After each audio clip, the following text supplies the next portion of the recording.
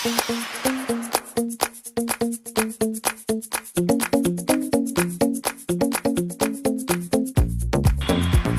আলাইকুম রহমতুল্লাহি ওয়া বারাকাতুহু। প্রিয় দর্শক সবাই কেমন আছেন? আশা করি ভালোই আছেন। তো বন্ধুরা, আজকে আমি নিয়ে চলে এসেছি দেখুন মচমচে বেগুনি ভাজা করে দেখাবো আপনাদেরকে। তার জন্য এখানে আমি কয়েক পিস মিষ্টি কুমড়া আর কয়েক পিস বেগুন নিয়ে নিয়েছি। তো কেটে ধুয়ে পরিষ্কার করে নিয়েছি একটা থালার মধ্যে। তারপরে আমি এখানে 2 হাতা ভরে ভরে দিয়ে দিলাম বেসন। দেওয়ার পর দিয়ে দিলাম 1 চামচ ভর্তি করে কর্নফ্লাওয়ার, দিয়ে দিচ্ছি স্বাদ মতো লবণ, লঙ্কার গুঁড়া, হলুদ গুঁড়া। তারপরে এখানে দিয়ে দিচ্ছি বন্ধুরা জিরা ধনিয়া গুঁড়া একসাথে করা আছে, সেগুলো দিয়ে দিলাম।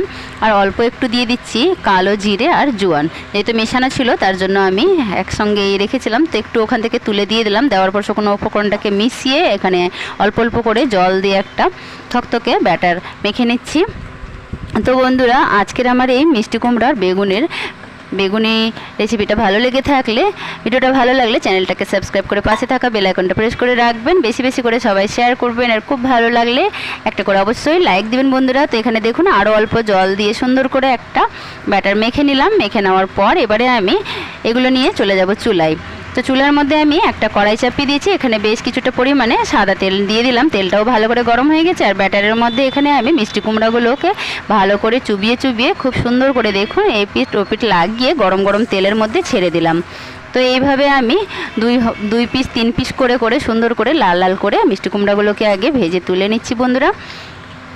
এগুলোকে তুলে নেওয়ার পর দেখুন কি সুন্দর হয়েছে। তো এগুলো তুলে নিচ্ছি। তুলে নেওয়ার পর এবারে আমি 1 পিস করে করে বেগুনটা দিয়েও আমি সুন্দর করে ভেজে নিচ্ছি, কেননা কড়াইটা হচ্ছে খুব ছোট, তো তার জন্য 1 পিস করেই দিতে হবে।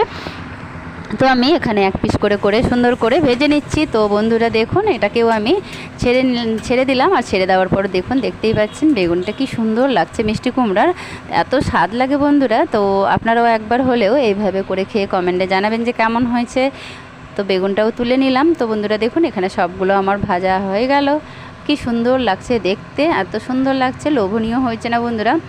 তো আরেকটা আমি অন্য প্লেট নিয়েছি। প্লেট নেওয়ার পর এখানে সাজিয়ে নিলাম। সাজিয়ে নেওয়ার পর উপর থেকে আমি এখানে আরও একটু দিয়ে দিচ্ছি চাট মশলাটা দিয়ে খুব সুন্দর করে সাজিয়ে নিচ্ছি। তো বন্ধুরা দেখলেন তো খুব সহজভাবে হয়ে গেল বাড়িতে একদম আর মিষ্টি কুমড়ার বেগুন দিয়ে মচমচে বেগুনি। তো বন্ধুরা, আজকের আমার এই বেগুনি ভাজার ভিডিওটা ভালো লাগলে অবশ্যই একটা করে লাইক দিয়ে চ্যানেলটাকে সাবস্ক্রাইব করে পাশে থাকা বেল আইকনটা প্রেস করে রাখবেন।